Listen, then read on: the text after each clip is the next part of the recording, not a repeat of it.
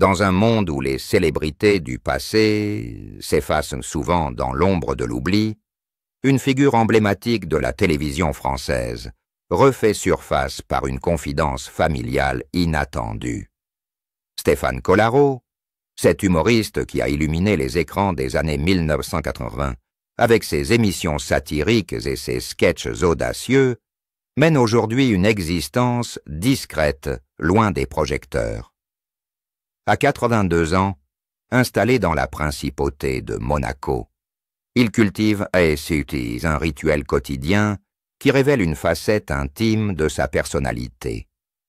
Selon des proches, il consigne chaque jour des pensées dans un journal personnel dédié à la mémoire d'une femme qui a profondément transformé son existence.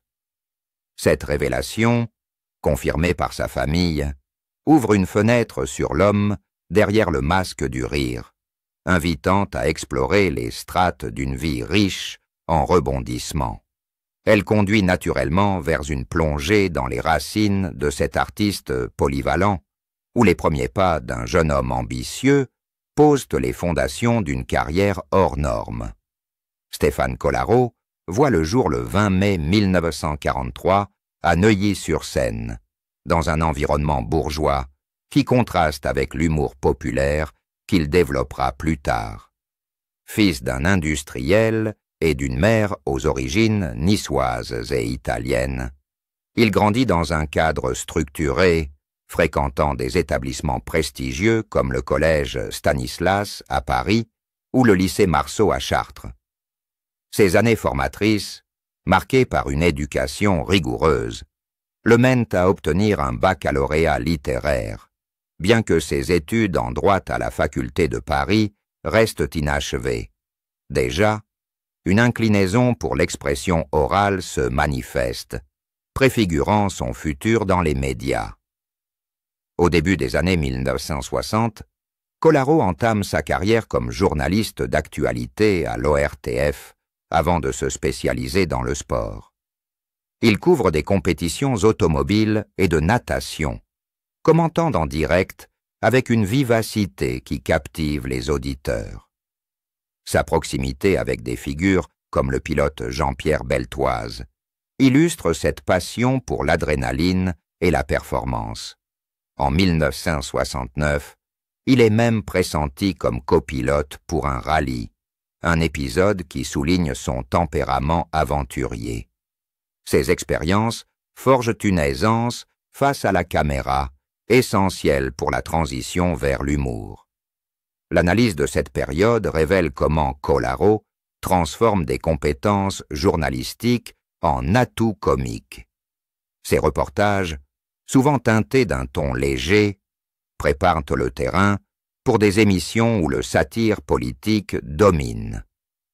Un collaborateur de l'époque évoque comment son sens du timing, affûté par les directs sportifs, deviendra la clé de ses succès télévisuels. Cette évolution n'est pas fortuite. Elle reflète une quête personnelle d'expression libre, loin des contraintes du journalisme traditionnel. Au fil des ans, Collaro affine son style, intégrant des éléments d'improvisation qui marqueront ses futures créations. Cette phase initiale, riche en apprentissage, pose les bases d'une reconversion audacieuse vers l'humour, où il quittera le sérieux des actualités pour embrasser le rire comme métier. Les défis rencontrés, comme l'absence de diplôme universitaire, ne l'empêchent pas de tracer un chemin unique, démontrant une résilience qui imprégnera toute sa trajectoire professionnelle. En 1975, Collaro opère un virage décisif en abandonnant le journalisme sportif pour l'humour télévisuel.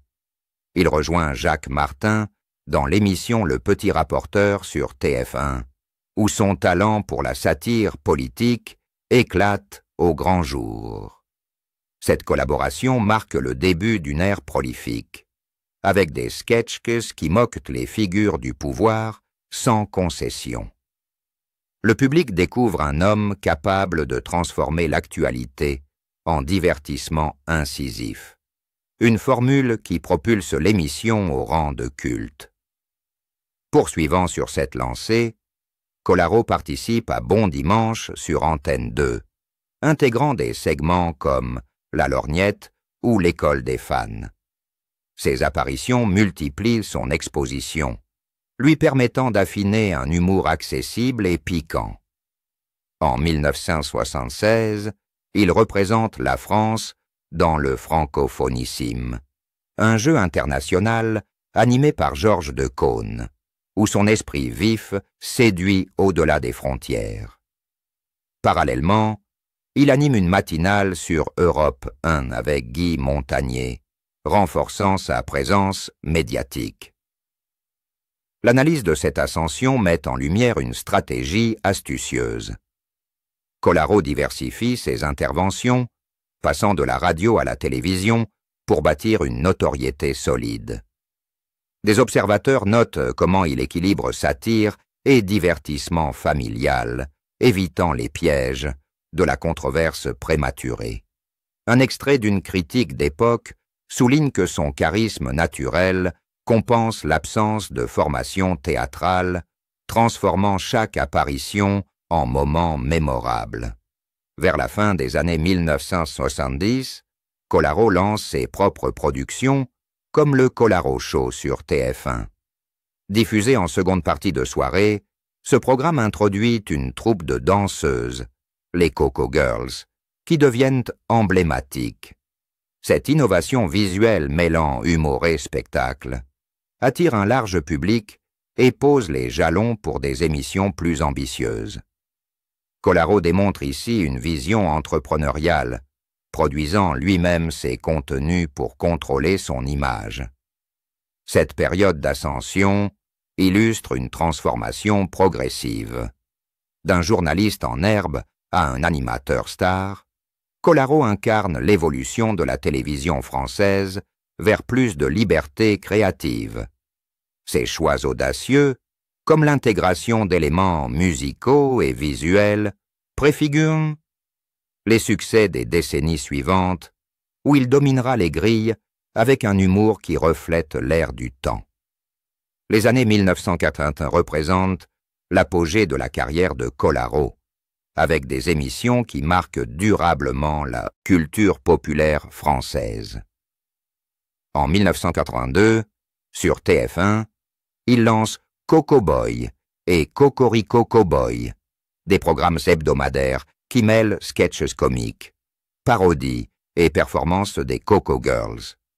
Ces shows, diffusés en première partie de soirée, attirent des millions de téléspectateurs, séduits par un mélange d'humour absurde et de satire sociale. Colaro y excelle en maître de cérémonie, orchestrant des segments qui ridiculisent les travers de la société.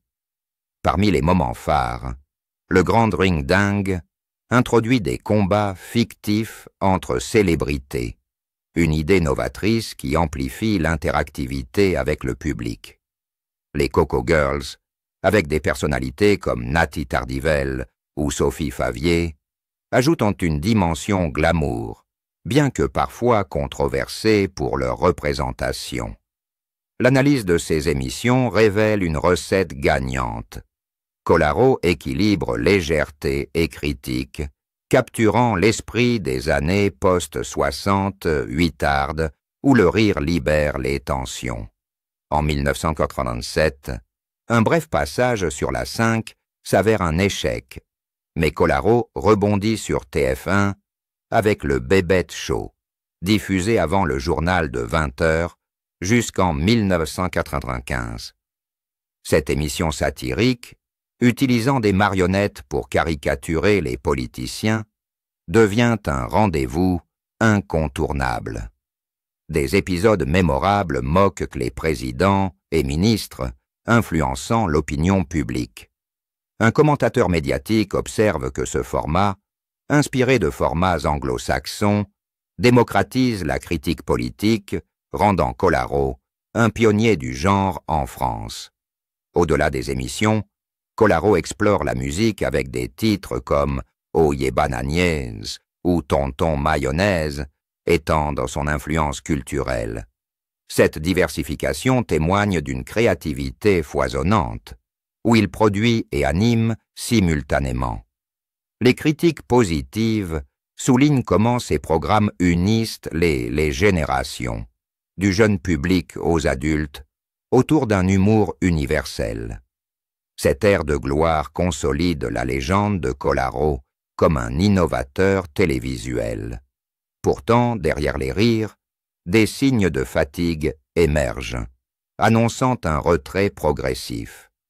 Ces émissions, riches en collaborations, avec des talents comme Gérard Majax, laissent un héritage durable, influençant les animateurs actuels dans leur approche du divertissement satirique. Au zénith de sa popularité, Kolaro affronte plusieurs tempêtes qui ébranlent sa trajectoire. Dès 1954, un épisode de Cocorico Cowboy déclenche une vague de réprobation. Une playmate exécute un striptease intégral, tandis que le sponsor Orangina envahit l'écran au-delà des limites autorisées, violant les directives de la haute autorité de la communication audiovisuelle. Cette instance, chargée de veiller à l'éthique des programmes, impose des sanctions sévères, incluant des avertissements et des restrictions sur les futures diffusions. Kolaro, dans une réponse publique, défend vigoureusement sa liberté créative, affirmant que l'humour doit oser pour rester vivant et pertinent, tout en regrettant les contraintes qui freinent l'innovation télévisuelle. Cette affaire n'est pas isolée. Elle symbolise les frictions entre une télévision en pleine libéralisation et les normes morales de l'époque. Des critiques soulignent comment les apparitions des Coco Girls, souvent en tenue légère, attirent autant d'admiration que de condamnation. Certains voyant dans ces éléments une dégradation de l'image de la femme à l'écran. Pourtant, Kolaro persiste, adaptant subtilement ses formats pour naviguer entre audace et conformité, comme en intégrant des parodies plus subtiles dans les épisodes suivants. L'analyse de ces controverses révèle une personnalité rebelle, prête à défier les autorités pour préserver son style unique, ce qui renforce paradoxalement sa notoriété auprès d'un public friand de provocation. En 1987, un tournant majeur survient avec son départ pour l'A5, une chaîne naissante où il espère plus de latitude. Cependant, les émissions lancées là-bas, comme des variantes de ses succès passés, peinent à séduire, victimes d'une audience fragmentée et d'une programmation instable. Cet échec cuisant, marqué par des audiences en berne et des critiques acerbes sur le manque d'originalité, le contraint à un retour précipité sur TF1 dès l'année suivante. Kolaro exprime alors une amertume palpable, évoquant dans des entretiens comment les évolutions du paysage médiatique, avec l'arrivée de concurrents comme Canal+ et ses guignols de l'info, rendent obsolètes ces marionnettes du Bébête Show. Cette période illustre une adaptation forcée, où il recentre ses efforts sur des productions plus sécurisées, tout en commençant à questionner sa longévité dans le métier. Vers le milieu des années 1990, une lassitude profonde s'installe. Kolaro réduit progressivement ses apparitions, confiant à des proches son épuisement face aux pressions constantes et aux changements rapides de l'industrie. En 1998, Mondo Dingo sur TF1 marque sa dernière grande émission, un adieu discret à une ère de gloire. Lassé d'être perçu comme un has-been par certains décideurs, il nourrit une rancœur envers ceux qui l'ont écarté, affirmant que la télévision a perdu son âme en privilégiant le formaté au créatif. Ce retrait officiel en 1996 n'est pas une fin, mais une reconversion. Il se tourne vers l'immobilier et l'hôtellerie, investissant aux Antilles, notamment à Saint-Martin. Il gère des établissements comme l'hôtel Villa Caille Blanche et le Netley Bay Beach Club, transformant son sens de la mise en scène en gestion d'espaces luxueux. Ces ventures, financées par des dispositifs de défiscalisation, démontrent une acuité entrepreneuriale, avec des projets comme des résidences pour seniors au Touquet ou à Marrakech, baptisées Oumnésia, un ensemble de maisons berbères adaptées aux retraités. Parallèlement, Kolaro s'engage politiquement, soutenant Nicolas Sarkozy lors des élections présidentielles de 2007 et 2012, sans toutefois participer activement aux campagnes. Ces prises de position, exprimées dans des déclarations mesurées, reflètent une vision conservatrice, influencée par ses expériences personnelles. L'analyse de ces tournants met en exergue une résilience remarquable. Des controverses qui l'ont forgé aux reconversions qui l'ont sauvé, Kolaro incarne l'adaptabilité d'un homme confronté aux caprices de la célébrité, pavant la voie vers une vie plus introspective. La sphère intime de Kolaro, souvent éclipsée par son image publique, dévoile un parcours émotionnel complexe, jalonné de unions durables et de ruptures marquantes. Son premier mariage, célébré le 25 juin 1976 avec Patricia Lefebvre, coïncide avec l'essor de sa carrière humoristique. De cette relation naît une fille, Julia, qui inspire le nom de sa société de production, Julia Productions. Des récits familiaux dépeignent Kolaro comme un père impliqué, jonglant entre les plateaux télévisuels et les moments de tendresse domestique, où il cultive un humour doux pour égayer le quotidien. Cette union, ancrée dans une stabilité apparente, s'effrite toutefois au fil des ans, menant à un divorce discret qui laisse des traces d'amertume. Après cette séparation, Kolaro entame une nouvelle chapitre avec Ariel, une relation qui dure jusqu'en 2005. Cette période est marquée par des voyages et une quête de sérénité, loin des feux des projecteurs. La rupture, survenue en pleine maturité, ouvre la porte à une rencontre fortuite en 2007 avec Stéphanie, une hôtesse de l'air de 29 ans, sa cadette. Leur idylle forgée dans l'adversité culmine en un mariage le 22 décembre 2012 à La Baule, une cérémonie intime soulignant un désir de préservation. Stéphanie, décrite par des amis comme une partenaire attentive et supportive, l'accompagne dans ses aventures immobilières, partageant des escapades aux Antilles et des réflexions sur la vie. Pourtant, ce lien se brise à son tour, aboutissant à un divorce avant qu'une nouvelle Stéphane n'entre dans sa vie en 2018, une jeune femme qui ravive son quotidien avec une fraîcheur inattendue. Au-delà des amours, la vie privée de Kolaro est ponctuée d'épreuves personnelles, comme un combat victorieux contre le cancer en 2008, une bataille menée dans le silence qui renforce sa résilience intérieure. Des descriptions de son entourage révèlent un homme attaché à la discrétion, évitant les scandales qui minent souvent les célébrités. Son installation à Monaco, choisie pour sa quiétude et ses avantages fiscaux, devient un sanctuaire où il savoure des promenades solitaires le long de la mer, des lectures approfondies sur l'histoire et la philosophie, et des dîners en petit comité. L'analyse de cette intimité met en lumière une quête d'équilibre. Loin des artifices des émissions, Kolaro priorise les liens authentiques, transformant les blessures passées en sagesse. Des aléas naturels, comme l'ouragan Irma en 2017, ajoutent une couche de drame. Ses propriétés à Saint-Martin, incluant des hôtels et résidences, subissent des dégâts massifs, forçant une reconstruction laborieuse.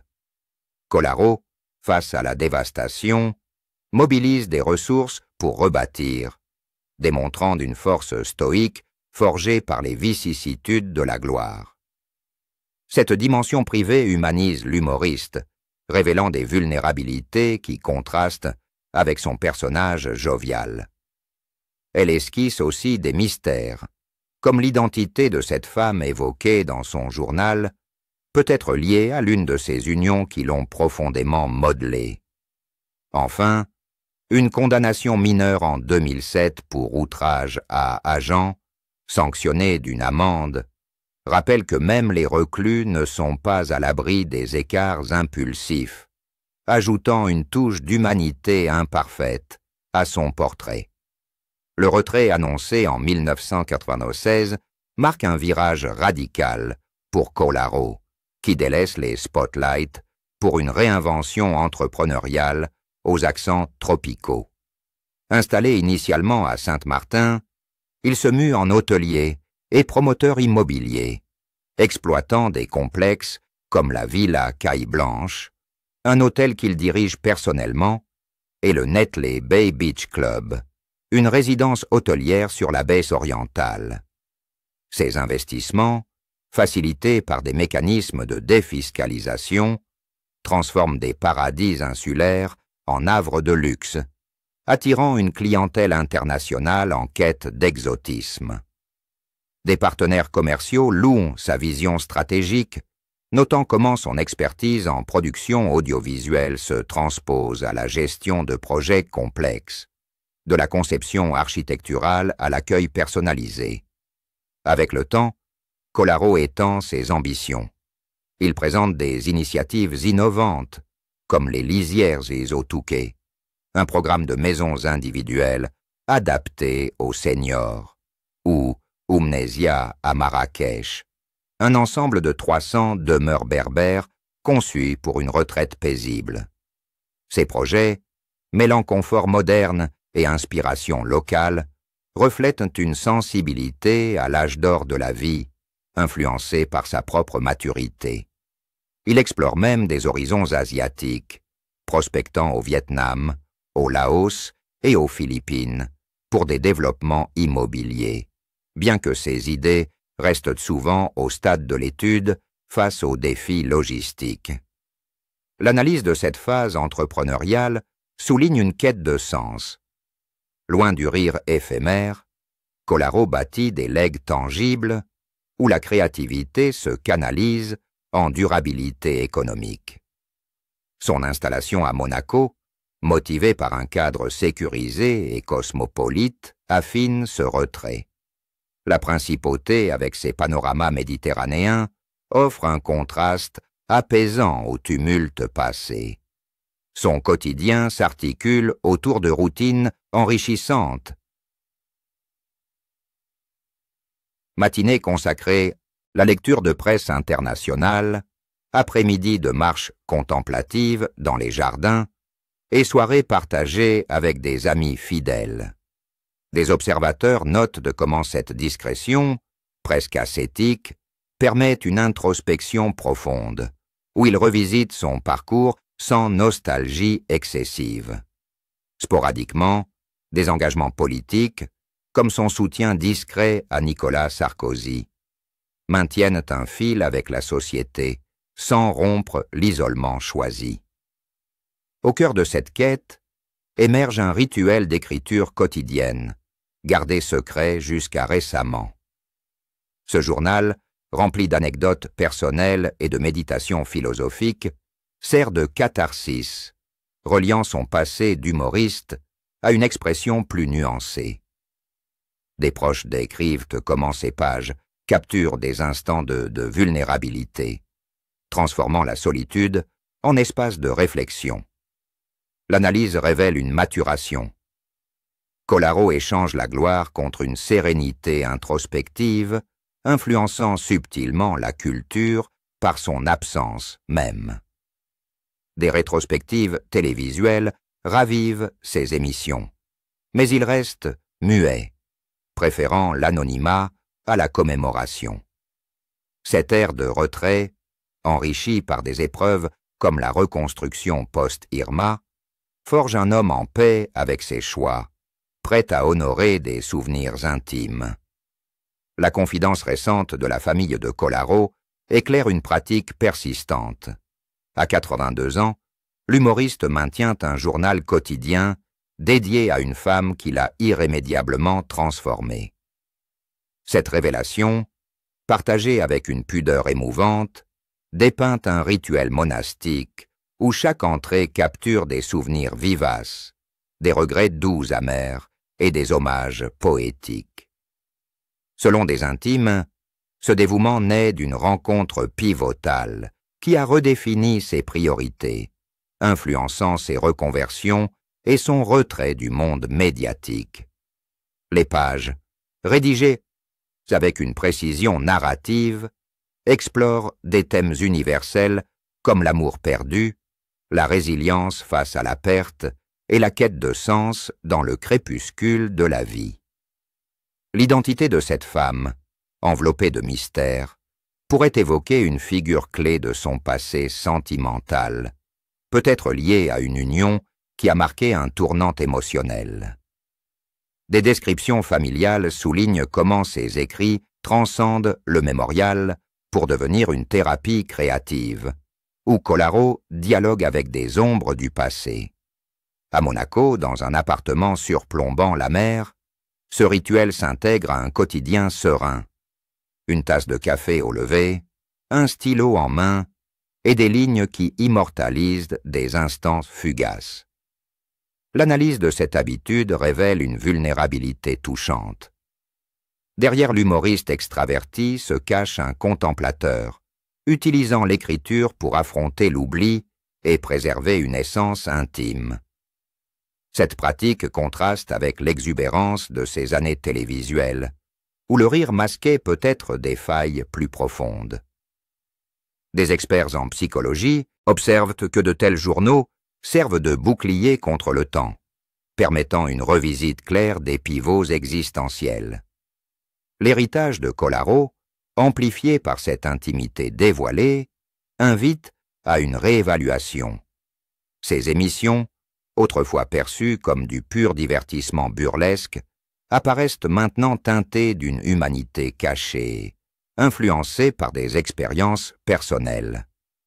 Cette révélation familiale, en brisant un silence de décennies, perpétue son impact culturel, rappelant que le rire naît souvent de la douleur.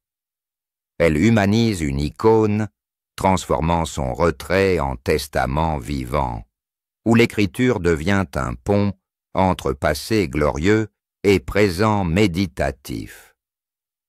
Que pensez-vous de cette habitude d'écriture chez un humoriste retiré? Prédisez-vous une publication future de ces journaux, ou resteront-ils un trésor privé? Partagez vos réflexions sur la vie de Stéphane Collaro et sur ce qui pourrait inspirer un tel dévouement quotidien.